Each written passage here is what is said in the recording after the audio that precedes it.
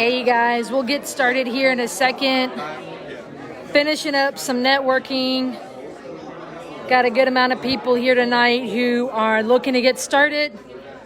So, for example, we've got a few of these things. For example, we've got delinquency, Liz Pendens, foreclosure attorney, assigned, sheriff's sale date, North Shore RIA. You can follow us on Facebook, Instagram, and then you can see past events at YouTube on our YouTube channel. This recording will go up there later.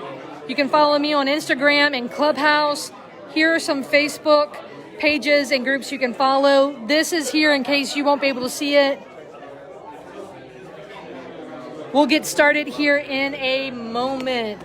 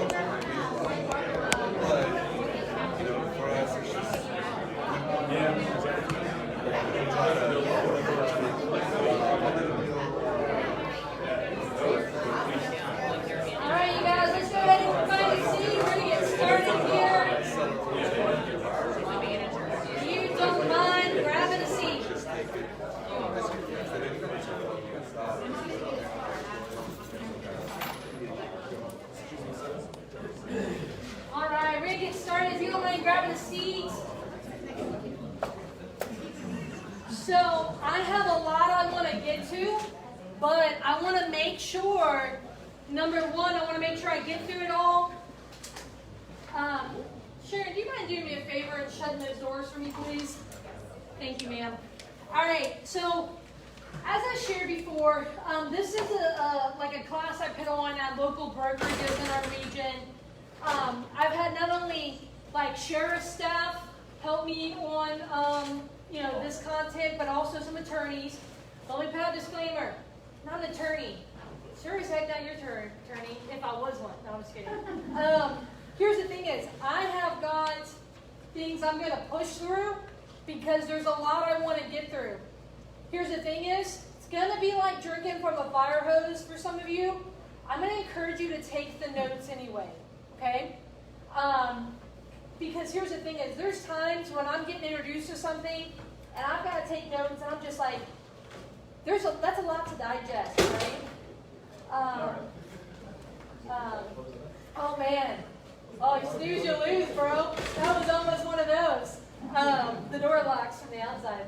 Well, you might start to think, help, let me in. I promise I'll do better. So with that being said, let's get started, okay? So my goal tonight is to give you a 30,000 foot view of the foreclosure process in Louisiana. And where is this information coming from? My very first deal was I purchased a short sale, which I'm going to explain what that is in a little bit. So baptism by fire, if you know what a short sale is, right? It really threw me into the deep end and was like, Courtney, figure out how to swim. So with that being said, I have helped a lot of different sellers in different stages of the foreclosure process. So I'm going to teach you how the process works. And then I'm going to give you some investor tips. If you're a realtor, I'm going to give you some tips as well. Because I've given this talk to investors and realtors, so from two different perspectives. But we're going to get through it, okay? So I have worked with REO properties, buying those. I have stopped foreclosures. I have done short sales. I have bought mortgages from banks. I have foreclosed on properties. I'm literally looking at buying another mortgage right now, and I'm going to look to foreclose.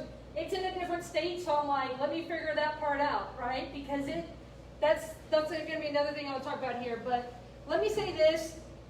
Keep in mind, I'm not an attorney. I do talk with them pretty frequently. I will say this. When I get into the nitty-gritty on some deals, I have a BFF relationship with the attorneys in my life. Because when I start getting into some of these hairier deals, I need some lifelines of people who can make sure I'm staying on the straight and narrow with what my options are, okay? So don't let this be your only training on this topic. If it's like, man, I like the idea, I want to start doing some of that. Understand that this shouldn't be your only training. Let it just be the beginning for you to understand it's an introduction. Does that make sense, y'all? And I'm going to ask that you hold the questions till the end because I'm going to get through some stuff and I may answer your question for you. Okay, so the first thing I want to talk about is that the laws are set at the state level, and then they're implemented by the parish level for you Mississippi-focused counties, right? But the reality is like each parish may look different. They have to follow those state laws, but like a foreclosure auction may look different in Orleans Parish than it does in St. Tammany. And if you've been to them, you can say amen because it's vastly different. But the reality here is you need to understand that, for example, if you invest in Louisiana and Mississippi like I do, you have to understand that this is, what I'm talking about is Louisiana. Are we clear on that part? I'm going to give some insight to St. Tammany Parish, but understand you also, like for example, if you also buy in Jefferson, you need to go look at some of these things in Jefferson. If you also buy in Tangipahoa, or if you buy in this place, that place, the other. It's going to vary by the parish, and I'll say this. Some parishes are more helpful than others. Some parishes are more technologically advanced than others. Some are still in the archaic ages. There's a vast difference here. So, generally speaking, there are two processes in foreclosures. There's the judicial and the non-judicial. What does that mean, Courtney? You're going to start... I'm not going to try to get very technical with you guys, but I'm also going to give you some oversight into the technical side, because when you can understand it, you can understand how to, I'm not going to say manipulate it, but use it to your advantage to when's the best time to reach out to the owner? When's the best time to, hey, at this point, what options do you have? Or have all your options been, eliminated because you waited till the last minute to stop the foreclosure? Those things are going to matter. So judicial and non-judicial, for example, Louisiana is a judicial process state. Mississippi is non-judicial. I will say this again, Mississippi and Louisiana are very different. So basically judicial, it's involving the court in the process. Basically, it's the bank filing a lawsuit against the borrower, going through the court process. And in Mississippi, it's a different process, so if you're there, keep that in mind. Here's the thing is, depending on the court system and the court process, generally speaking, if it is not a complicated deal, and I'm going to explain to you what complicates foreclosures, if it's not a contested foreclosure as well, generally it's going to take 180 to 270 days from when they basically start the process. And so why is this important? Well, sometimes you can see a property, that's on the non-complicated side. But I don't know about you, Justin, Music Street, how long has that been going? 4 years. 4 years for Music Street. But so my attorney got, there's some issues, there's complications. Yeah. So what I'm trying to say here, do you mind making sure you can do that? Because I'm going to try not to pace, and when I pace out of the video stream, everyone's always like, couldn't see you. You can't stop doing that. The reality is those complexities are the reason why when we see some houses, they've been sitting forever. Some of you guys know about my property that I bought that had $1.4 million in liens against it, but it's only worth like 300 and something if it was fixed up. It's a 16-year-old house that sat vacant for 11 years. Why? Because of complexities, right? And the termite work we're doing on right now is like turning all my hairs white. I promise.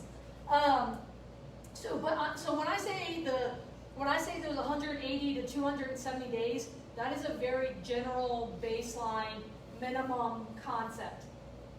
So things are going to add to that. So again, the judicial, this is basically the bank and the borrower has agreement. Let's say Bob's the bank and he does a loan for me. We have made a contractual agreement that I'm going to make those payments, right? In those mortgages, which if you haven't looked at one, if any of you guys signed a mortgage mortgage lately? I signed one this morning on the deal. Yeah? You're like, I don't want to admit to it. No. But it's like a lot of pages, right? Even my private money lender, like mortgages or deeds of trust, can be like 5 to 15 pages long. Because they have all those clauses of, if this happens, then this happens. Because what is it doing? It's outlining the bank's ability to take the property back in some of those clauses, right? So with that being said, let's talk. What I'm going to do is I'm going to give you basically 6 points in the foreclosure process. Not all of them will apply, but I'm going to give you some general. We're going to work from 1 to 6. So the very first one is delinquency. This is how I write delinquents, DELQ. So delinquency, for me, that's a missed payment. Right now it's COVID. A lot of people are missing their payments, right? So under the Dodd-Frank Act, which I'm not going to dive into Dodd-Frank, but Dodd-Frank Act, what it is so they're forcing the mortgage servicer, so the person who's collecting those payments, they force them to wait 120 days when people are behind 120 days before they take legal action. I'm going to talk general, and then we're going to talk COVID afterwards, okay? Can I just start off on that foot? So I'm going to give you all the general, and then I'm going to be like, but by the way, this is the wrench that COVID throws in there. Because I'd rather you get the general information so that if we ever live in a post-COVID era, and I'm not saying that tongue-in-cheek, but if we ever live in that era, I want you to be able to base it where it's not just all COVID information. So generally speaking, if you're behind 120 days on your mortgage, that's when they can actually start the legal process. So let's talk about opportunity. That gives you a little bit of time, right, to work with the borrower when they're behind. So many people, they're like, oh, I'm in foreclosure. I'm like, well, what makes you think you're in foreclosure? Well, I just haven't made my last payment. I'm like, well, you're heading there. Like, there's no doubt about that. But there's an actual timeline to when they're actually in that process. Does that make sense? So the reason why that's important is when the ball starts rolling, one, the expenses start lining up and your options start to be eliminated, because it then becomes like a train leaves the station, right? It's heading to the foreclosure auction where the bank, has the ability to seize the property. So when that train gets going, you need to know what all happens and what's going to get the train to leave the station, because then that becomes a ticking time bomb, right? Have any of you guys ever, let's do this, if you've ever bought a property that was foreclosed on, stopped a foreclosure, bought a short sale, can you raise your hand? All right, so a few of us. Okay, all right. All right, so 120 days, and again, in the borrower's mind, so you have to understand, be the professional in here who understands the process, because so many times they're like, oh, I'm getting foreclosed on. All right, tell me what's going on. So then what happens, during this time, the bank is usually trying to work with the borrower. So banks have a department called the, I have a lot of stuff written down, but I want to make a lot of things on the tip of my tongue. So a lot of people are like, oh, what's happening with the bank? At what point is the bank going to be the mean guy? What part is the bank working with people? Have you guys ever heard someone talk like that? They're like, well, I don't want to talk to the bank. The bank's not going to help me. The bank's the boogeyman, right? So they actually have, the bank actually has a department that you can reach out to, and what they'll do is they're actually constantly working with people who are behind on their mortgage to work through options, because they ultimately don't want to go after the property, right? It actually costs lenders money to foreclose. So with that being said,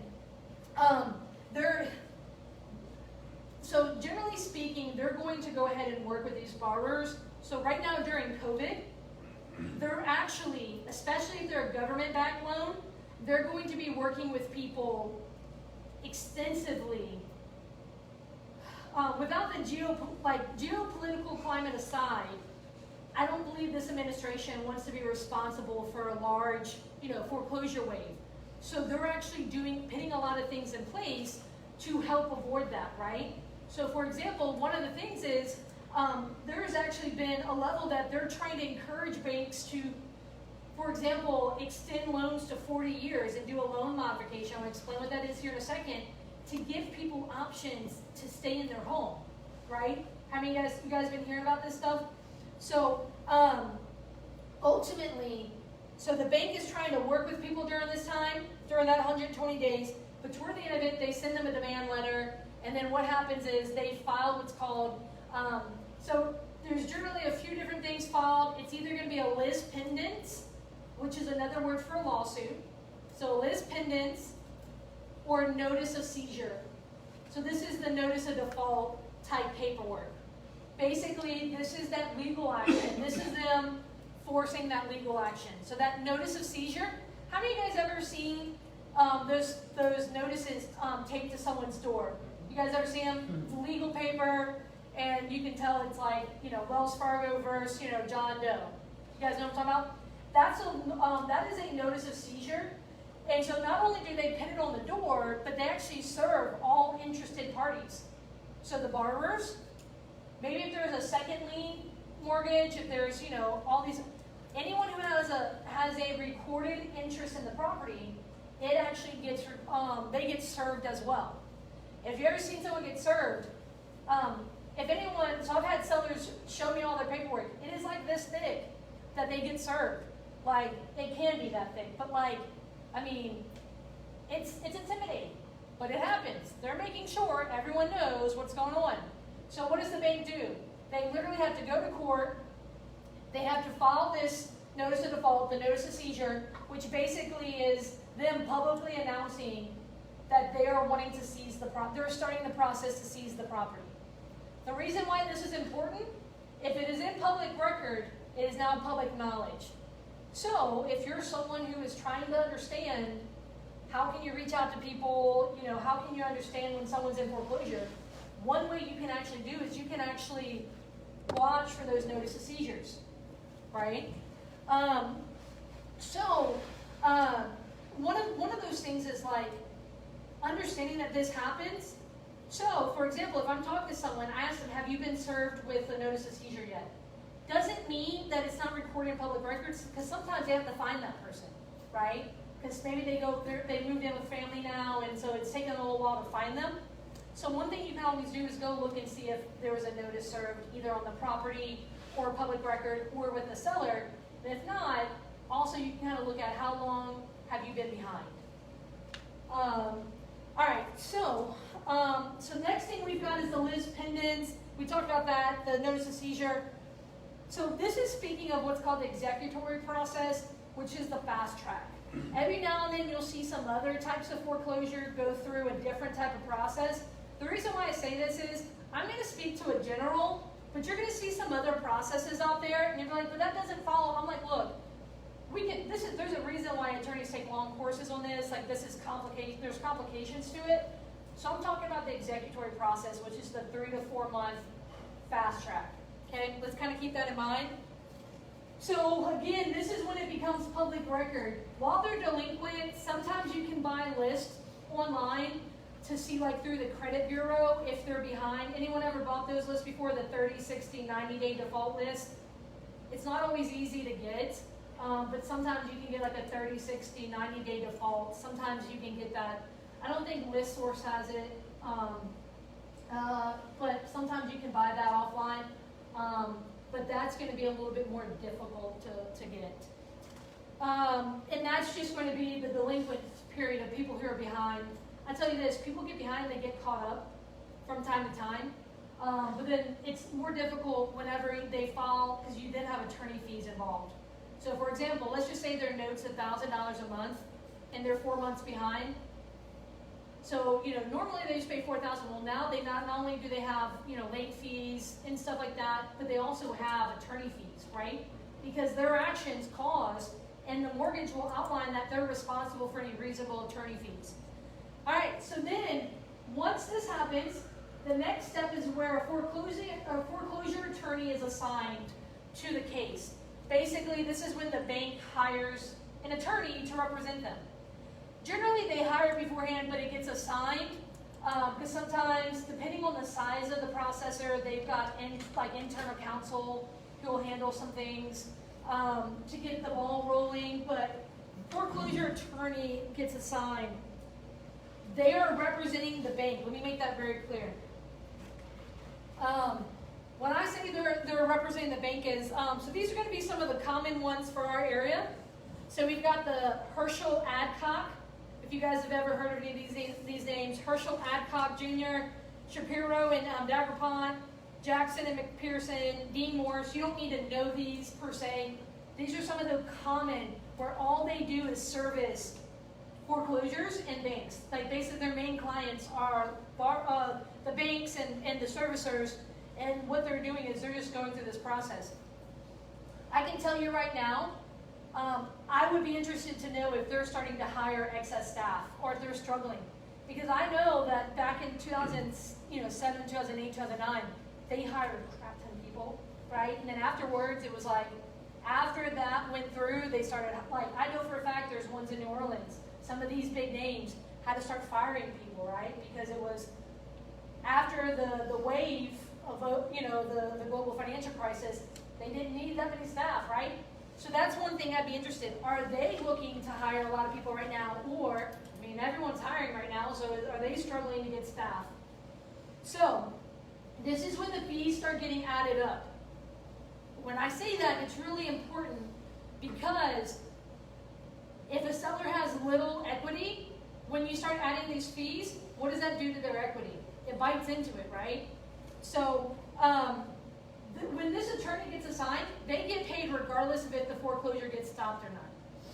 That's really important because at that point, they've got no motivation to perform, right? Like, meaning, I'm not going to bend over backwards to you because it's not whether they're going to get paid. And then the other thing is, they're also not representing the homeowner. They do often they'll send a letter to the homeowner saying, hey, this is what's happening, things like that, but they're not there working in their best interest. Are some of them decent human beings? Yes. But are they going to bend over backwards to help the homeowner? I think so many people forget that. They get that confused. They're like, well, you're an attorney, you're supposed to tell me. Actually, I'm not your attorney. You ever heard that? I'm an attorney, but not your attorney? So, when a foreclosure attorney is also assigned, this is also one of those things where they'll actually, if the property is vacant, they do something called property preservation. Have any of you guys ever heard of that before? You guys ever been a property preservation person before? Any of y'all? Okay. Well, who was it? The guy that... I did foreclosures for Fannie Mae and Freddie Mac. I used to be the REO listing guy and did a version of property preservation. Yeah, so a version of, so property preservation is basically they're protecting their asset. In that mortgage, it actually allows for them to protect their interest in the property. What does that mean? If you're like me, if I own a vacant property, it is the bane of my existence. That mobile home park that we were buying, when we went to go walk through it 4 weeks ago to go through the inspections, because there's so many trailers on that property that are vacant, we came across a squatter in one of them, right? I was like, hey buddy, what you doing? He was like, I'm reading. I'm like, no you weren't.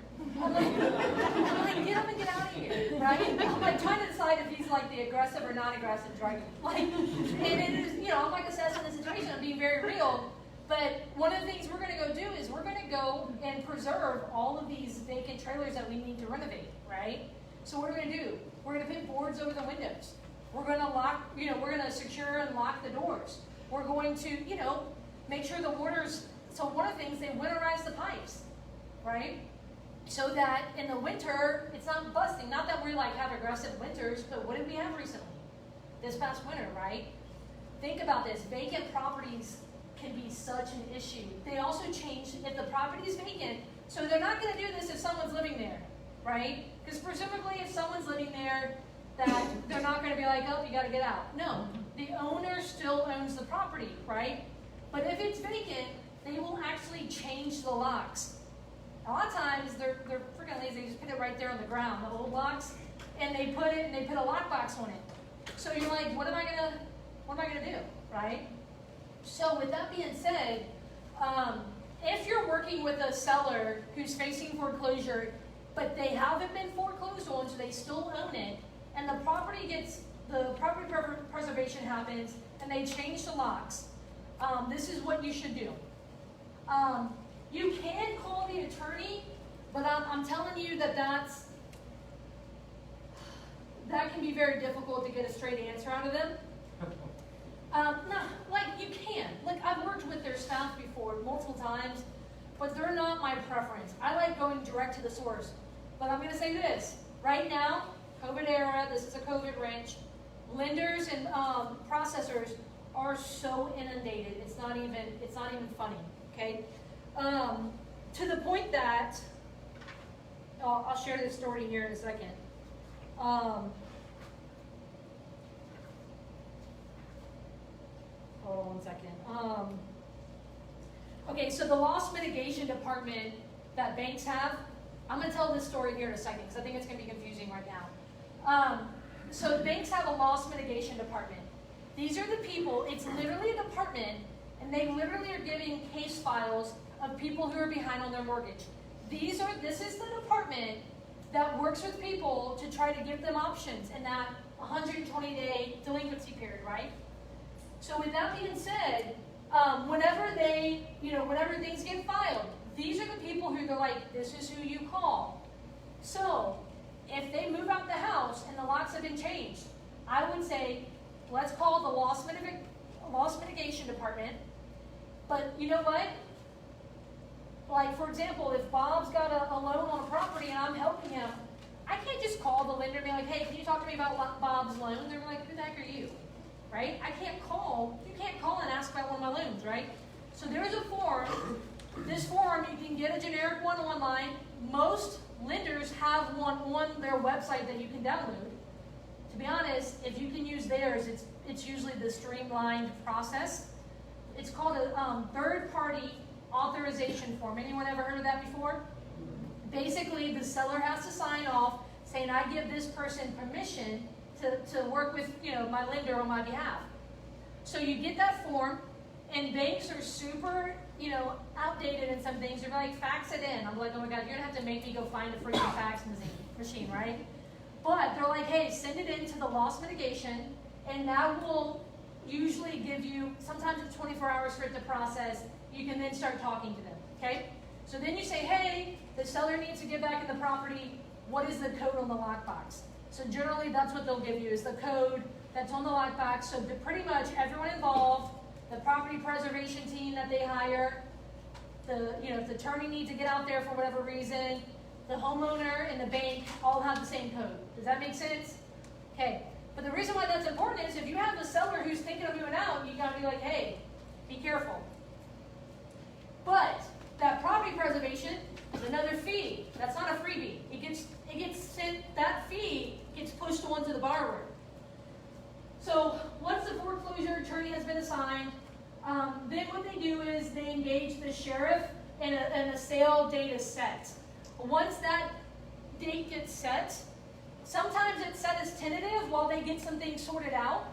Again, those complexities, those non-general things that happen. So sometimes it might be tentative, sometimes it might be, pending. But when they say, okay, June this date, June 3rd is when yours is happening. Yeah, when they set a date, that's when, it gets put on there. Let me be very clear. The owner owns the property all the way until the gavel drops, sold to the guy in the pink, right? Like, whatever, until that moment, the seller still owns it. So here's the thing is, sometimes, I used to track the sales all the time. Here in St. Tammany Parish, they usually happen on Wednesdays at 10 a.m. They used to happen at the courthouse in Covington. Now they happen at the fairgrounds off of by McGee Street. But they happen Wednesdays at 10 a.m. Not every Wednesday, but a few Wednesdays, sometimes one Wednesday a month, depending on inventory. I used to not always have those dates put in my phone.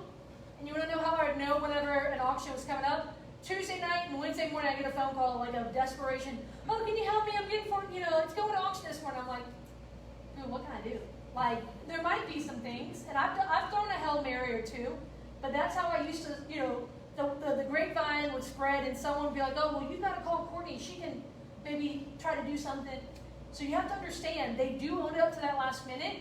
But for example, there's been times I said, hey, can you beg, borrow, steal? I'm not, encouraging stealing, but can you beg, borrow, steal that money to go get you caught up? Because that'll delay it. There's a few, I'll tell you how you can stop it or delay a sale. So again, that date gets set. Okay, so let's talk about share sales. So this is when we're getting parish specific. Not every parish is the same. I personally really like St. Tammany, okay? Because they're very helpful and they've got a lot of technology. There's some other parishes that are not as helpful. So here's what I'm going to say is you have to understand, if you're buying in multiple parishes, this is where you really need to do your due diligence. So there's going to be a few things that they're going to generally give you information. There's usually going to be a case number. Sometimes they can reference the address, but know that that case number, when you call the sheriff, like reference the case number if you can.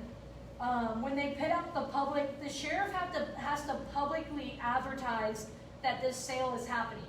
This is a public foreclosure. Usually, it used to always happen on like either the courthouse steps or in a courtroom.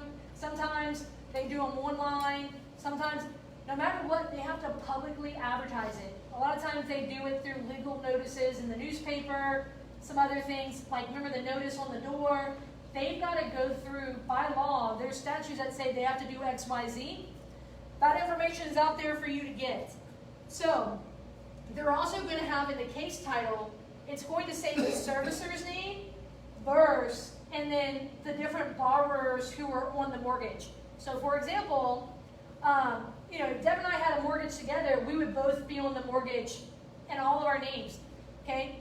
But sometimes you might see an LLC on there, right? If someone had a business or something and it's getting foreclosed on, you might see the succession, meaning someone passed away, the succession of John Doe, or the unopened succession of John Doe.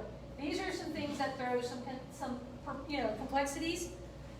But it's also going to tell you potentially who the current servicer is. The reason why I say potentially is when people go in default, some lenders are like, I just don't want to deal with that. It's just not their preferred method of business. So what they do is they actually will sell the mortgage to people who like going after these. They're willing to do this type of, willing to do the foreclosures.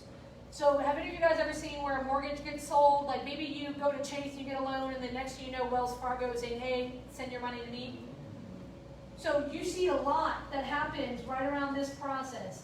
You see a lot of that happening. The reason why I'm saying potentially you can see because sometimes it'll be pending because they sold the note between here and they're waiting to set the date because there's a new person who bought the note, so therefore they're waiting for that. Does that make sense? Why is that important?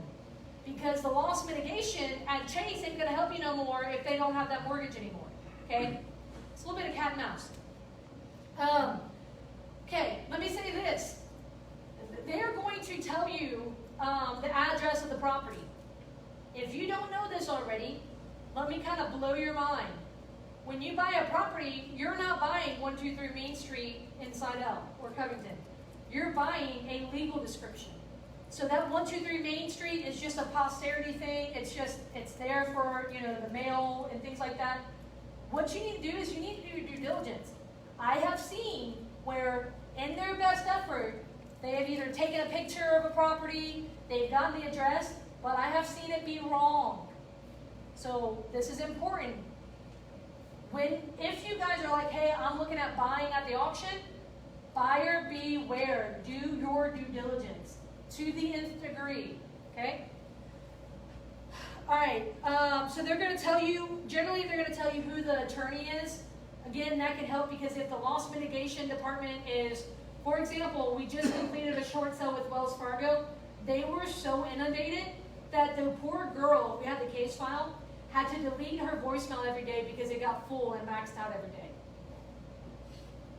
Yeah. So they're gonna tell you the attorney. So again, they're backup. They're not my preferred method, but if no one else is answering, I'm calling them.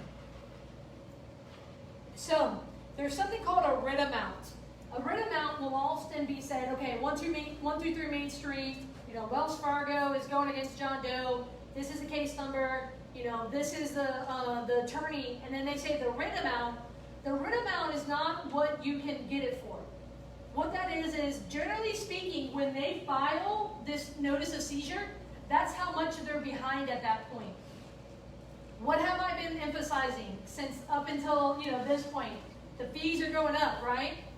So if it says it's $200,000 is the writ amount, does that mean, you know, here's the thing is generally that writ amount is basically the delinquency rate. That is something that, well, the amount that they're delinquent whenever they file. But here's the thing is, some people filed the list pendants back in 2018, and they've just been working through all the complexities. 4 years, right? They might still have an old writ amount or something like that. So understand, sometimes they update the writ, sometimes they don't. Just say that, look, that number is not always indicative of what you can get the property for.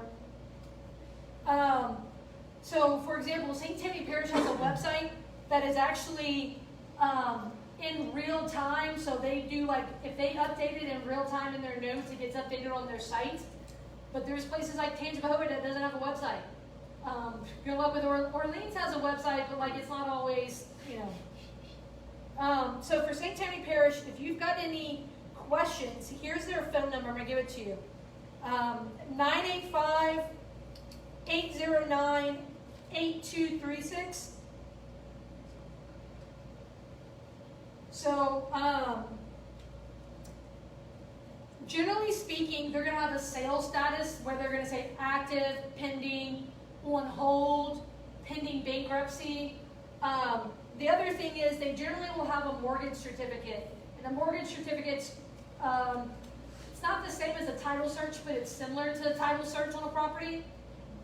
For example, St. Tammany will include a mortgage certificate because, for example, sometimes they sell a property where, okay, maybe you've got, you know, you've got a loan from Chase, and then you've got a loan from Wells Fargo, and then you've got, sometimes the people down here that are the lesser liens can foreclose on a property, and when you buy it, you've got to have these two things still stay on the property. So sometimes they're going to tell you this is being sold subject to an existing lien. This is why it's important to do your due diligence, because I can tell you, Habitat foreclosed on a property that we went in there knowing it was being sold subject to, so everyone was afraid to bid on it, but we knew that it was being sold to a junior's minor's mortgage, where basically someone like inherited some money and they like it tied to the property. Well, we were like, again, risky is when the lights are off and you have no knowledge. What do? We did our research so we can go bid that day, right? Now, do I say bid on properties that have other things? I'm going to say this. If you can do your research and you feel comfortable that you're making a common sense approach, do it. But understand, buyer beware. All right. So let's go to the day of auction. So the auction's going to be set. Let's just say we're literally doing an auction in this room right now. We're not. No one's getting a house today. But let's just say, I know. So let's just say that's what's, we're doing an auction. I'm telling you right now, if any of you guys been in an auction recently, didn't you say you just got one? It was on the MLS. MLS, okay. Unfortunately. Yeah, hey, look. Okay, I will tell you this. People are like, oh, they can't do foreclosures right now because of COVID. Yes, they can. They've been doing them in St. Tammany, I think, since July of last year. Because there's fine print. Same thing with evictions. People are like, oh, you can't do evictions. I'm like, tell that to the people who've been getting evicted. Because there's fine print to it, right? So the media is blasting out no foreclosures, no evictions. Go to the source, to the people who execute those evictions, the people who execute the foreclosures. And the narrative's different. So, day of auction. Again, here in St. Tammany, the Covington one does it. The St. Tammany Fairgrounds over there off of by East McGee, off of Florida Street. So what they did is because of COVID, they took it out of the courtroom, the courthouse in downtown Covington, and they moved it to an open space. So this summer is going to be hot. But there's bleachers and, they go out there. You can see the list, but the morning of the sale, you can even see this one gets canceled at the last minute, this one got canceled. So if you're going to bid, and especially if you're only going to bid on one property, call them. Call them on the way. I've had friends who drove 45 minutes to the sale and they get up and like, it got canceled. Keep calling, right? Because people can cancel it because they own it up until the very last minute. So I'm going to say buyer beware. If you're buying at the auction, generally speaking, you do not have access to the property. Now sometimes sellers list it on the MLS with the realtor beforehand as a last-ditch effort. So sometimes you have access, but generally speaking, especially if there's a person in there, or if there's been that property preservation, you might be able to look through the window and stuff, and I'm not encouraging trespassing, but like, the reality is you can't get into those properties a lot of time. So here's what this means. You also can't do like a home inspection, right? And look, when people get foreclosed on, sometimes they want to give the middle finger to the bank and be like, you know, concrete down the sink. We recently foreclosed on someone. You know what those little son of guns did? They took every single doorknob, as well as the cabinet knobs. They took all the face plates for all the outlets, and they took all the lights, and they took some fixtures, but all the light bulbs. I was like, that was the pettiest piece of little light. And like, our attorney's like, that's a federal offense. I'm like, they ain't got money. Like, okay, I'm gonna spend the money to go after them for what, right? I'm like, yes, it's aggravating. And we're about to bid on the market on Thursday, and I was like, did we get, like, go make sure we got every single, because that's so petty. It was so petty. I was like, that is like the worst. I think I was like, well played. But like, also, you sucker. But they were pissed, right? And anyway, so with that being said, if you're buying at the auction, buyer beware, do your due diligence. People can still get good deals there, but understand, you need to make sure you know what you're buying. Understand, if you can't go in there, plan for the very worst, right? Plan for foundation issues. Plan for the cement down, all those contingencies. No matter what, even if you can walk a property, you should always have that, extra cushion for when things go wrong, because if you say things don't go wrong in a rehab, you're lying. You're a liar. Like, you're seriously, because it does. It happens, even to the best of us. So, if you're buying, generally speaking, you're either going to have to put 10% down the day of or 100% the day of. It's going to depend on what the lender requires. And they generally will outline that in the information about the property. So, for example, if you have to bring 100%, you need to be ready. And every sheriff is going to be different. They may say, hey, you need to bring money orders in $50,000 increments. Well, how do I know what I'm going to get it for? Because I'm bidding, right? You've got to figure those things out. Some of them let you bring a checkbook. Some of them let you bring. You need to figure that out. Here's the thing: there's very few times you can use a bank product to buy at the auction. I do know that there are some lines of credit. There's some some bank products. I know Gulf Coast had one, but I don't know if it's still active. There's still some things, but this is when cash is king. What I mean by cash, a line of credit that you can just pull from. Literal cash, private money lenders with cash, or whatever. This is what's going to give you some buying power. The reason why this is really important is banks are going to require things like inspections, appraisals, things like this is not your normal buying. When you go there and you're bidding, you're like, hey, don't itch your nose because they're going to think that's a offer. Don't do it. But if you're legitimately bidding, you need to be prepared to buy. And when you buy, you don't get to go have your inspection. You need to do all of your due diligence up front to when you go and stand in that courthouse, those courthouse steps, the fairground steps, whatever it is. You need to say, hey, if I'm bidding, I'm going to pay that money, whatever's on the other side. Okay? That's just why I say buyer beware. Last July, post-COVID, we were bidding on a property at the auction. I don't often bid on properties at the auction because I think that they're going for way too high. They're just like MLS right now. A lot of stuff's going for way too high. We went there though because we were trying to work a short sale on the property, and the bank wasn't, working with us. And we knew we have walked this property. We have inspected every inch of it. It is one of the worst foundation issues I've ever seen. It was a roller coaster in motion. And we knew we couldn't buy it for a penny over 100 grand. It sold at the auction for 212. And I looked at Paul and I said, I need to know what this guy knows. Like, I'm like, seriously, because I'm like, if that's what he wants to buy, I got a whole bunch of properties I can sell him, right?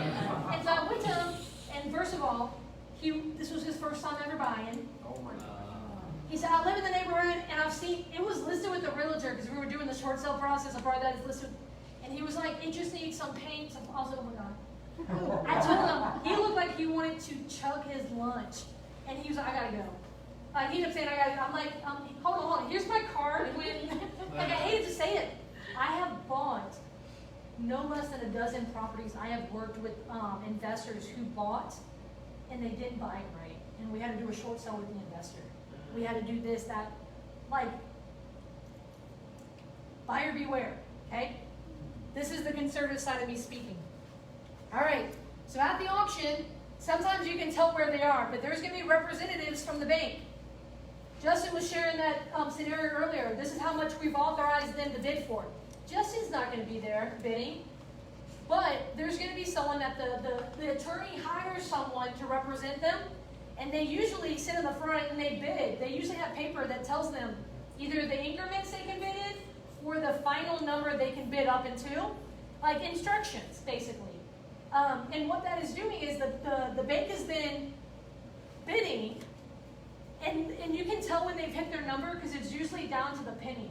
Like when someone's like, $112,000, $657.12, and you're like, and usually they'll be like the guys, some of those guys are like, they like to like help us out. They'll be like, I'm done. And I'm like, all right, thank you, bro. Now the party can start, because you're generally going to have, they're usually sitting at a certain spot sometimes. They're going to bid. You can usually tell right away, because, I mean, they got stacks of paper, you know. But, and then they have third-party investors, just like ourselves, who start bidding. So, when you're bidding, understand that the bank is there. If you guys win, a third-party investor wins, that's when the people get it at the, you know, you move on, you go and you pay either your 10% down, your 100%, and then what they do is, if it's 10% down, sometimes it's like the rest is due in 30 days. So that's helpful, right? But the reality is so then they'll send you the deed, and there's not a normal closing. They just send you the deed in the mail. It's not exciting. The most exciting time is like at the bid, right? So with that being said, you then have, if the bank wins, that's when you have something called a bank-owned property. So then the bank can then, because the owner still owns it up until when? The gavel drops, right? Because, hey, we're all bidding, and you can see it starts to, like, wean out to where it's like a few final people bidding, and then it's like sold, sold, sold. Gavel drops. That's when ownership then begins to convey. So the seller has all the way up until then. At that point, either a third-party investor or the bank is going to get it. If the bank gets it, that's when you have what's called an REO. Anyone ever heard of an REO property? Yep. That's what you probably bought. Is that what you bought? Yeah, bank-owned. So it's real estate-owned, bank-owned property. Can you tell me what time it is? 8:14. All right, I'm going to start wrapping up here. Okay, so banks generally have a black and white system. They are a business, okay? So they generally have a black and white system of this is what we're going to do when we take over a property. Banks don't want to own every property. They do not. So they're going to let it go low. They have a strategy for the bidding. I kid you not. So, Will, you worked with REOs. When the bank had them, were they selling the property between the auction day to other people, to the public? Or were they like, no, it's going all to the people that we hire? Yeah. Yeah, so many people are like, oh, well, I'll just call the bank up tomorrow and see if I can buy it. They generally have a process in place. Every now and then, there are certain lenders who will sell an off-market deal, but otherwise they're like, nope, we take it over, then we have agents that we hire who work with REO properties, and they're gonna go through the process. Sometimes they even renovate it. Were you doing any renovations? So did they have a budget for it? What does that look like? They would ask us to go do a two-part BPO, an as-is or an as-repaired. and then we would basically subcontract the work for them. So a BPO is a broker pricing opinion. So they'd ask us to give them an as-is price and a price that, you know, hey, if we put paint and carpet in it, it would bring this much more. And a lot of times it would do the work. And so. Right. So like in today's market, where there's little inventory, I'm going to share some stories here in a second. But so the banks, Justin, Music Street, they didn't pay their mortgage for 8 years, right? Something like that? Yeah. The bank never foreclosed. It was a while. Yeah. So the bank never foreclosed. For me, if the bank doesn't foreclose, I'm going to be like, red flag, I smell money, right? Because why isn't the bank foreclosing? That neighborhood isn't necessarily probably a place where the bank wants to own. No, it's a pretty rough area, but it cash flows it. It cash flows, Yeah. but it's an up-and-coming area. Yeah. But, so there's a level here, sometimes it's because of that, some of it's because of another reason. I can tell you right now, if it's good houses, I'm seeing the bank willing to go after the properties because they know that on the open market, there's no surprise here, it's low inventory. Does that make sense, y'all? So, so when it becomes REO, so you guys understand these 6 steps I just went through? So now I'm going to fast track some things. So, here are some complexities that throw just some additional issues. Probate, when one of the borrowers passes away. Whether it's opened or not, meaning if the process has even been started or not. And hey, is it on one of the borrowers too? I had one in downtown Covington that I got in touch with the heirs, and both of the owners were dead, who were the borrowers on the property, but no succession has been done for either one of them. And so I'm like, all right, that's a hurdle. The bank hadn't foreclosed in 4 years of non-payment because of some of these complexities. A divorce, when people are going through divorce, that also holds off, some things like that. Bankruptcy is another one because that has to go through probate has to go through the courts, divorce has to go through the courts, bankruptcy has to go through the courts. So there's other things that can delay it. If there's any other liens going on with the property, especially if those liens are above maybe this mortgage, vacancy is something that can, delay some things. If they can't find the borrowers to serve them. I literally had a guy who was living in a freaking tent out in where was it? Was it Robert or Kentwood or something? And they couldn't find him to service him. And he told me where he was, and I'm like, should I tell him? And then title issues. So title issues, for example, I'll share this sometime, but I recently shared on my Instagram, I bought a driveway in Old Mandeville, literal driveway, that was tied to a house, but the house was owned by someone who passed away, and the heirs are from here to Timbuktu. I made the whole and one of them passed away in November, and I was like, oh my God, tell me about their kids. I need to continue the family tree. I'm like, oh my God, please stop tying on me, people, because I'm trying to get to the end of the, situation. But long story short, though, the bank foreclosed on that lot years ago. Some lender didn't do their due diligence and lended just on the land and not on the house as well. And so when that person stopped paying, what did they do? Well, then it actually went through the sheriff, but no one wanted to buy it, so it became REO. And then they couldn't sell it. So the bank actually went to the heirs, and the heirs actually sent me the email. The lender's attorney reached out to the heirs and said, hey, do you want to buy this? Here's a survey.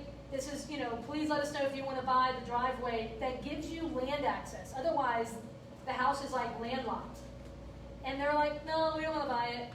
And because it was the cousins would live in the house from time to time and stuff like that. Long story short, the bank took some of these REOs that they couldn't sell, and they sold it in a package to some guy. Guy out of South Carolina I bought it from. He's like, oh, what do I own? I'm like, let me tell you, you own a driveway. Let me tell you, so, okay. And, but he bought it in a package of 7 properties from banks. And so, with that being said, no one wanted to buy it at the auction, right? Understand that those are just a list. It's not an exhaustive list of things that can complicate it. But let me throw a big one in there, COVID, right? Other things like that. So there are other types of foreclosures that are not just bank foreclosures. There are like judgments. Last year in 2020, the very first property I purchased was a condo in Slidell.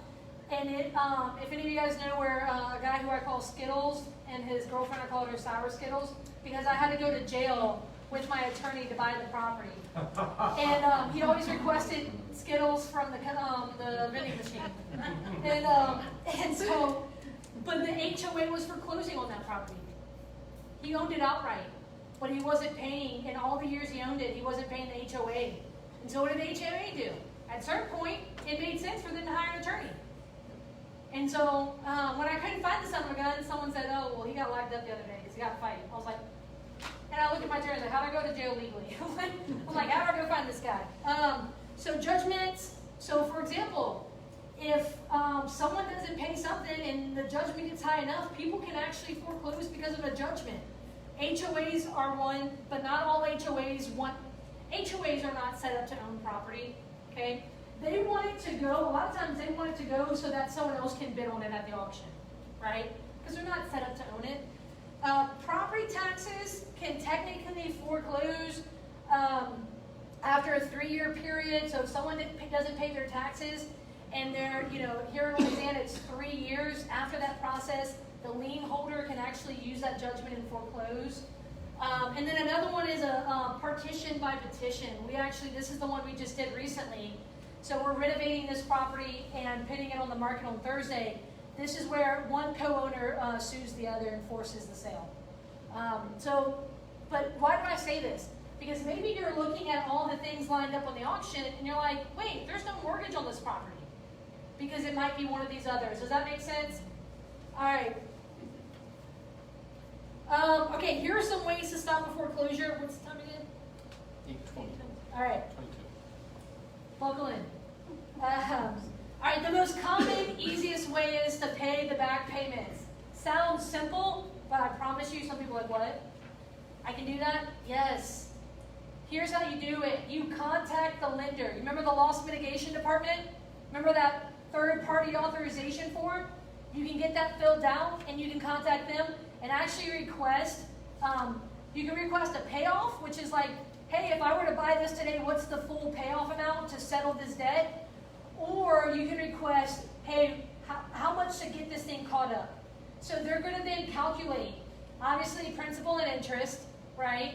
They're also going to calculate things like late fees and penalties. But depending how far down they are, you might have attorney cost. You may have the property preservation cost. You may have X, Y, Z. I want to see it in writing. Mr. Seller, Mrs. Seller, I love them, but trust but verify. Because like, oh, I'm just like 1,000 behind, and it's like 25,000.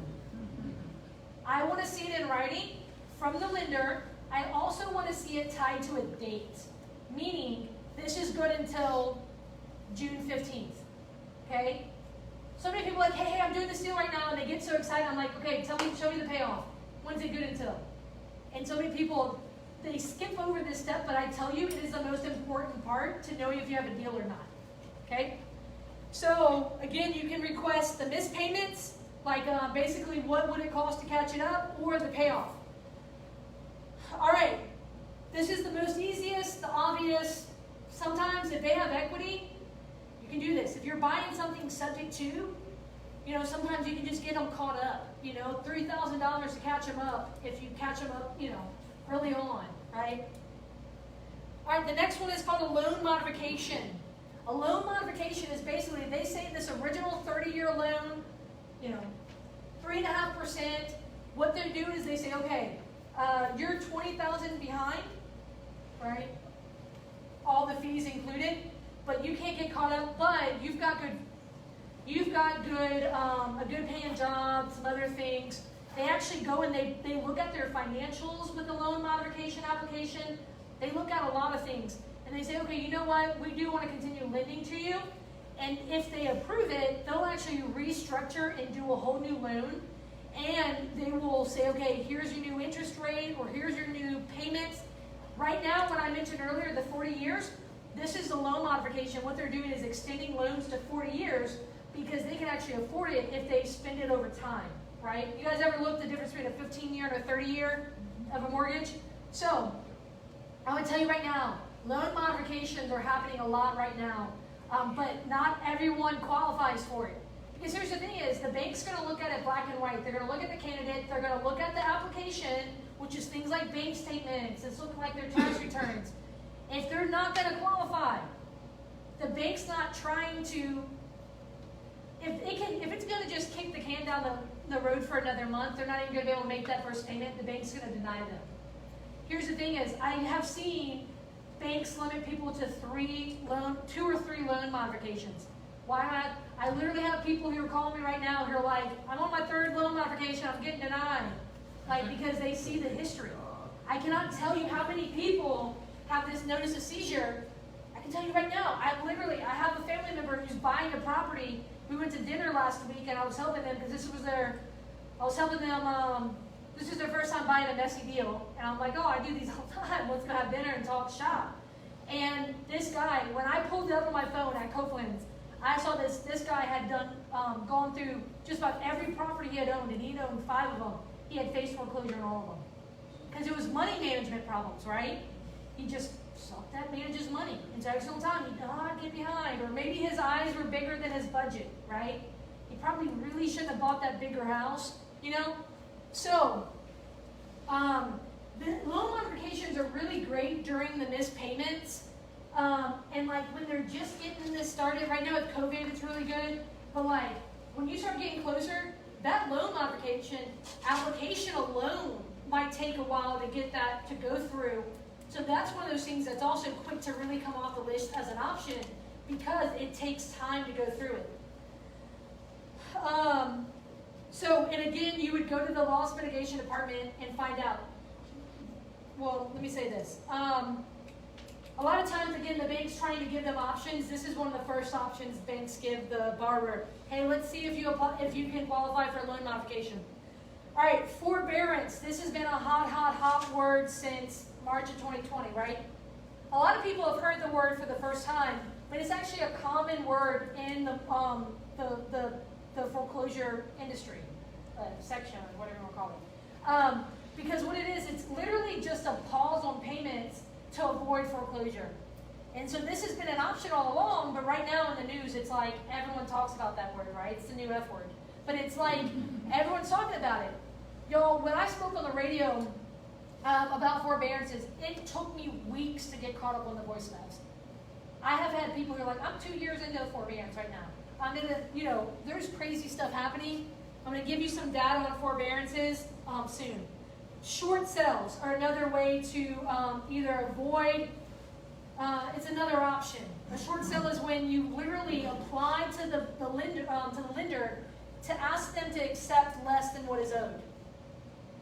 A realtor has to be involved in this process. Okay? Bankruptcy. Bankruptcy, there's 3 different types of bankruptcy, and I'm not going to go into them deep, but I have seen people play the system with bankruptcy.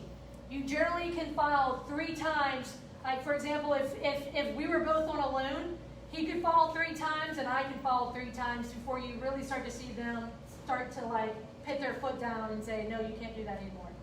Literally, I had one where I watched him play the system for years, and I was like, all right, this is the woman's last time to file. I'm like, we're gonna get this out. But it's okay. One of the things is, but you could just tell they were just like they knew they were gonna get 4 years without a mortgage payment playing the system. And what they do, instead of having to pay a monthly mortgage, they just pay the bankruptcy attorney. But bankruptcy often just kicks it down the can down the road.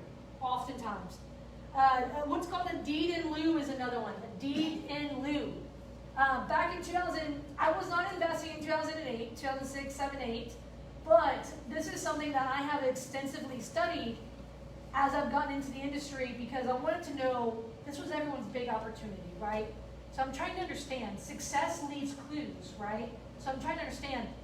And so back then, this is what they called jingle mail, where people literally took the keys, put it in the mail, and sent it back to the bank. It's also called a friendly foreclosure. It's where the bank, where the borrower is like, hey, I just want to give it back to you. Can you please just take it back? It's still a foreclosure, but it's kind of like an in-house one where they don't have to go through the whole process. Does that make sense? I'm seeing a lot of these right now for a few reasons. Number one, this is one of those options that banks give them, but I find that, we'll talk about this in a second, some people just get so stressed out about, the whole situation with owing these people money that I just want to be done. Can you please just stop it? Instead of the long, you guys remember 120, 270 days the process could take? Well, no, 180 to 270. So they're like, instead of, this forever looming over me, can you just stop it now? It's still a foreclosure on the record. It's just a little bit more of a quicker, give it back to the bank.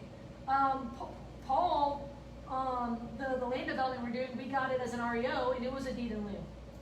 So I've been seeing those, right? So, but I will say this, if there's other liens on the property, that does make it more complex because those aren't going to go away, okay? And then, obviously, people can sell properties if they have equity. Okay, let's just say with all, my payoff is $100 grand, but the house is worth $150 as is. Find a realtor and list it, or find a flipper and sell it to them and just sell it, right? So these are options to stop a foreclosure. Let me say this with forbearances. Let me give you guys a website, consumerfinance.gov/housing. consumerfinance.gov/housing. This is a great website with key deadlines, key resources. That's a government website for renters, for borrowers. Because again, the government's trying to do a lot of things to stop this. These are COVID resources, right? Just recently, the White House on their website from February 16th, 2021, this was on the White House's website. This is when the president extended the current foreclosure moratorium until June 30th of 2021. And then he extended the forbearance enrollment window until June 30th, 21 to request that forbearance. Now this only applies to government-backed loans. So that's Fannie and Freddie Mac loans, which that literal article from the White House says that is only 70% of the estimated mortgages out there. So you remember the fine print I talked about? If they don't have a Fannie or Freddie, government-backed loan. I will say this, forbearances, what I'm seeing is lenders, anything government-backed are going to try to push people to those loan modifications, things like that. But when people's forbearance is ending, a lot of what's happening is the lender says, okay, you're behind $6,000, you need to pay that up front. I've heard that. But here's the thing is not every lender is acting the same. Yeah. So let me give you some of the things I'm seeing them do. They're saying you need to pay that $6,000 up front. Who has it? I will tell you this, some of them son of guns have it. Because I literally talked to a person and they're like, yeah, I've been in forbearance for 12 months and I've got $30,000 put down on a house. I was like, he's like, well, I haven't been paying my mortgage, so I've been saving. I'm like, oh my God, that's not how this works. I cannot tell you how many times I've heard that. And I'm like, he's like, well, do you think I can do a loan modification? I'm like, do you have that money hiding underneath your bed? Because if they look at your financial statements, they see $30,000 in the bank, they're gonna be like, we're not giving you an extension, we're telling you pay us. Literally, right? So with that being said, some lenders are gonna say, pay this money up front. Some of them are gonna say, okay, your mortgage is $1,000 a month, let's do a payment plan where you've got a second loan for where you're making a $250 payment every month. They're going to figure out what they can afford for a payment plan. Some of them are saying, you know what, you owe $100,000. Let's just restructure that loan with that loan modification and basically say you owe $106,000 and restructure the payments to that full amount. Some of them are putting it on the back end. They're extending it to a 40-year loan. They're redoing the mortgage rates, all sorts of things like that. Here's the thing is, you cannot say there's one rule of thumb for every lender. And here's the thing is, it doesn't seem fair, but I can tell you right now, lenders have holes in their boat and they're all trying to plug things right now. They're getting super scrappy. I'm going to tell you a story here in a second. So, because as you guys know, literally the White House documented this, 10 million borrowers in America are behind on their mortgage.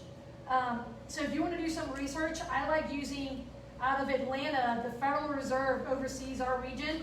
You can actually go to the Federal Reserve's website in Atlanta for our region, and you can actually look at some data to the zip code.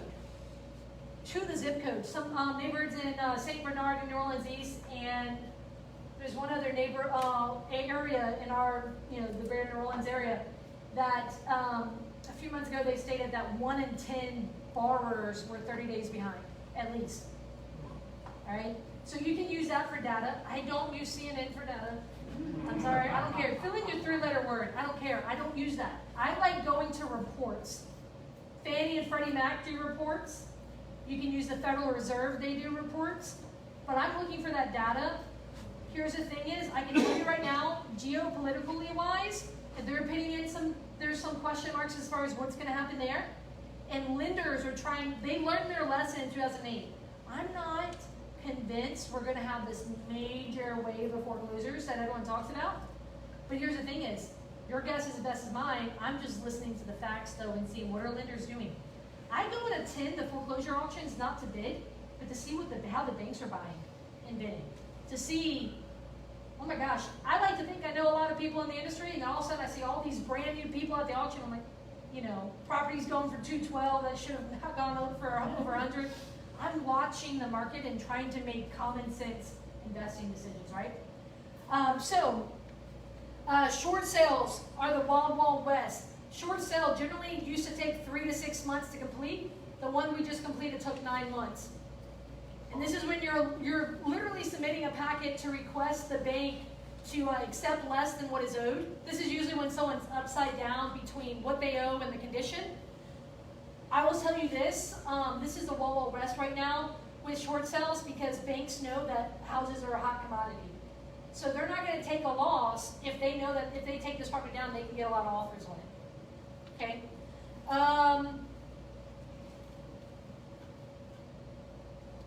Okay, the closer you get to the auction, for example, can you do a short, when that person called, if someone calls me a week before the auction, can I do a short sale? Maybe in a Hail Mary, but can I do a loan modification? Can I pay it off with cash? That's when I text my attorney at 11 o'clock, say, I don't know if you have to eat coffee, but this one, we got to knees to chest, my friend, knees to chest, from like this part of the office to that part. We got to get this one going.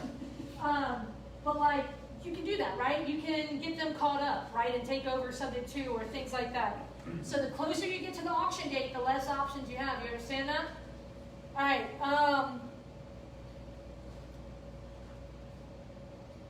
Here's the biggest thing. If you're dealing with people facing foreclosure, here's some of my final thoughts. I operate from the belief that investors can get significant deals when they solve problems. So when a seller is standing in front of me, I'm like, hey, look, if there's not a problem, I shouldn't be here. Bob, if he doesn't have a problem, shouldn't sell me his house at a discount that he lives in, right? You never know. Okay, wait, Courtney, I'm going to go sell with a realtor. I'm going to go sell it on the open market. So how do investors get good deals? They find problems and they solve them.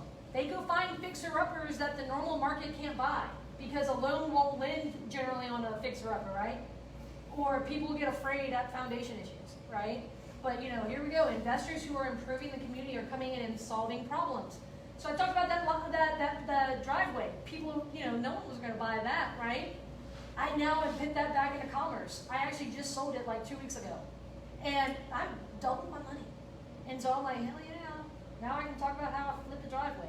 But like, here's the thing is like, but here's the thing is I solved a problem, right? The mobile home park we bought today, this landlord was wanting to get out of the business. He bit off more than he can chew. It was not a business that we was managing well. So to get that discount you need, you got to solve a problem.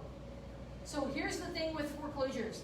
People are extremely motivated because of the stressors of, most of the time they don't just owe the bank. I cannot tell you. Okay, the short sale we just completed that took 9 months with Wells Fargo. When I first met the seller, I go and door knock. This is one of the things I do. I like to go. I went and door knocked, and I didn't see a car out front, so I knocked. I was leaving a note on the door, and I go get in my truck, and all of a sudden I heard the door open. I was like, oh, I'm like, hey, like, and the guy walked out, and I said, oh, I didn't see a car, I didn't think anyone was here. He said, no, it got repoed recently. Very common. Very common that their cars are getting repoed, things, because usually when they owe one person money, they owe other people. Like credit card debts, a second mortgage, like people try a lot of options. So I am, so I'm gonna give you guys some tips of working with sellers. Number one, please deal with the facts as far as from the bank. Remember the authors, you can use that third-party authorization to deal with real numbers. You gotta look at the whole picture of the deal, because what is gonna happen with the seller who's sitting right across from you? You're gonna hear the emotional story. Oh my gosh, these bills started piling up, and like I lost my job, and I've been sick, and I couldn't get another job, and like COVID, and da-da-da.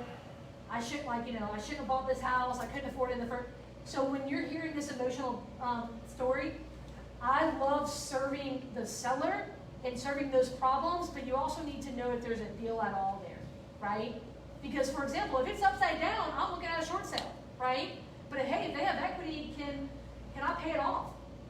Most sellers, so I'll tell you this, delinquency, it'll be on, if they're delinquent, it'll be on their credit score, but when this gets filed, technically a foreclosure is on their record at this point. It can be on their record for up to 7 years. So it's going to depend. If they do a loan mod, it might be up for like 2 years on their credit score. So understand, their credit's starting to get shot. And many people sell it at this point, right? I'm like, it's better if you don't just put here's the thing is, many people put their head in the sand, and they're like, I just want this to go away. They put their head in the sand, and they're just like, no, this isn't happening. They go into this place where they get really numb, and so what happens? They're like, well, I just want it to be done. I'll tell you this. There's something called whenever there's a delta, basically if the bank is owed $100,000, and because let's just say the market is flooded with properties, and the bank only gets $20,000 for it at the auction. Not happening today. Don't let me get too excited. Not happening, but you know the bank actually has it in the contract and the mortgage. They can go after them for the difference. So okay, we're not in that market right now, but whenever they're saying, oh, I'm like, no, it's in your best interest to do something, right? Here's how I like to do business. I like to lay out all of their options and say, look, make an informed decision for you and your family. I call it my come to Jesus talk with them. Hey, look, I'm gonna walk you through some things, but am I telling them, well, hey, a list pendants just got filed, you've got it? No, I'm saying, look, the bank just went ahead and filed a suit against you. Let's talk about what's happening next, right? I'm gonna use layman's terms, right? And here's the thing is, I'm gonna try to get them to understand the reality. Here, they can probably deal with some wants and needs, but when you start getting closer here, you're gonna start dealing in that need category, not, I literally have had sellers tell me, I wanna buy my dream home, my dream house and move into it. Up until this day. I said, boo, what 2 pennies do you have to rub together? Like, but in their mind, they're like, well, this is just gonna pass and I'm gonna move into my dream. I'm like, no, you need to move in with mom. Like, you need to go rent for a while. So there's this level that they're not dealing in reality because of the stressors of being behind. I know I'm being light here, but let me just say this. I have had sellers take a Xanax in front of me because they're just so stressed out. I've had sellers be like so drunk because they're just so overwhelmed. So there's a level here that you just need to be mindful. It's very emotional, very stressful. So you need to deal with the human standing in front of you and not be like, because I can tell you what, the bank's dealing very transactionally with them. Well, hey man, you're behind this one, So I'm a huge fan of being relational and not transactional. And that is a huge part of, I believe, the success I've seen in business. The other things I'll say this is, you need to have that come to Jesus, because when I've had sellers who need to sell, but don't want to, and therefore I've had people who could have walked away with $30,000 lose at the auction because they wanted $50,000. I'm like, do you understand? Do you understand you may get jack squat?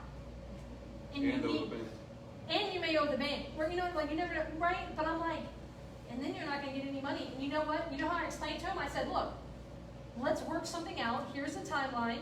And I can work let me tell you kind of about the process. Let's work some things out. And then we can kind of do it within the timeline that we have. We can kind of work together, because guess what happens? If a third-party investor buys it here, or if the bank does it here, what's going to happen? Open up, and it's the sheriff pulling them out of their house and pitting their stuff to the curb. I tell them, I literally will go and I'll go on the door and say, I don't want that to happen to you. Let me do it here to where it's not forced, but we do have to work in a timeline. So I'm trying to have that come to Jesus moment to where I'm saying, hey, we need to act in reality, not in this what you want, but it's what you need, right? Practically, what do you need to walk away from this house? You know, I do need money for first payment on a rental and like the first month's rent and deposit, and maybe some help to move. You know what? The deal makes sense. The numbers make sense. I can help you with that. Because here's the thing: is I've had like same day stop foreclosures. I've bought like in 3 days to stop foreclosures, and like because of that speed, I had to get a discount to where it made sense, right? But here's the thing: is some of those clients are some of the ones who leave me reviews on every website there is because they're so thankful, because they're so used to people only being able to buy in 30 to 45 days, right? The normal process. So here's what I'm going to say. I'm just going to implore you, ethically, understand that there's someone who's in pain in front of you. So if you're dealing with motivated sellers, understand that, yes, you're in this to make money, but please don't do it off of someone else's back. I believe that people can ethically serve motivated sellers and solve problems and I call it doing well while doing good, right? I believe that you can do that, but it's going to be all how you interact with the person in front of you. So one of the ways I do that is I like to give everyone their options and say, here, maybe 1 or 2 of them is doing business with me, but I want you to make an informed decision for your family. With that being said, I still get killer deals. We stopped a foreclosure last year in August, and within 3 days, we are all in on a property $40,000 that's worth $110,000. And it's rented for $1,075 inside out right now. Would you do that deal? I do that deal all day and twice on Sunday, right? But here's the thing: is that person, every time they see me, and I go see them often, I drive by and they moved down the street in the neighborhood. Oh, there's my angel. He literally had no options. No, he didn't know what he was going to do, and he walked away with that $30,000 and about $30,000 in cash because he had so much equity. He only owed this much, but he could not get the money to get that little bit that he owed. And with COVID, he couldn't even beg, borrow, steal it. So let me get those final thoughts here. So I'll say this: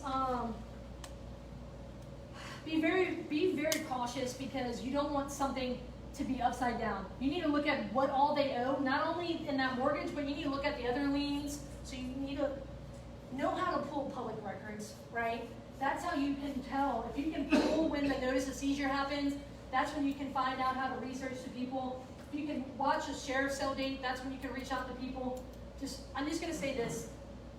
I'm always going to encourage the ethics of saying, hey, deal with the human in front of you, solve problems, and I promise you can get good deals. And you just don't have to be a jerk to do so. So with that being said, was this helpful? Yes. Okay. Absolutely. I wanted to say 30,000, and there's a little bit I still had to be technical. But before we end here, I want to give away books. First of all, Troy, it's your birthday today. Which one do you want, brother? So we've got Integrity Selling, the Big Short, and you guys seen that movie? And then Capital Gains with Chip. It's his memoir. I'm going to go ahead and take Capital Gains. Got Chip? All right, it's Shiplap Day. All right, tell me this. How many days, because I always am like, how many to give these away? How many days does someone have to be behind before the bank can take legal action? 20? Okay. All right, it was a dang it. Everyone said it at once. I should have said raise your hand. All right, next thing is, when does the owner own their property up until raise your hand? Gavel Falls. To the Gavel Falls, which one do you want? Big Short or Integrity Selling? What was the answer to the other question? The first one was 120 days. They have to be in default 120 days. All right, this last one, hey brother, I know it's your first day here, and there's but anyway, I love giving them out, but I hate figuring out how. If anyone wants to volunteer, they can do that. So, look, next month, June 8th, hey, if you're like, man, this was a lot of info, I need to go rewatch it. This recording will be downloaded and put up on our YouTube page. I'll tell you this, guys, if you're not on Clubhouse, I'm going to encourage you to get on Clubhouse. You're like, maybe what's that? It's literally like an interactive podcast with a lot of your favorite thought leaders in real estate. And one of the things is every Monday morning, I have a Clubhouse room at 8 a.m. for about an hour that I do And it's actually with people throughout the state of Louisiana. And one of the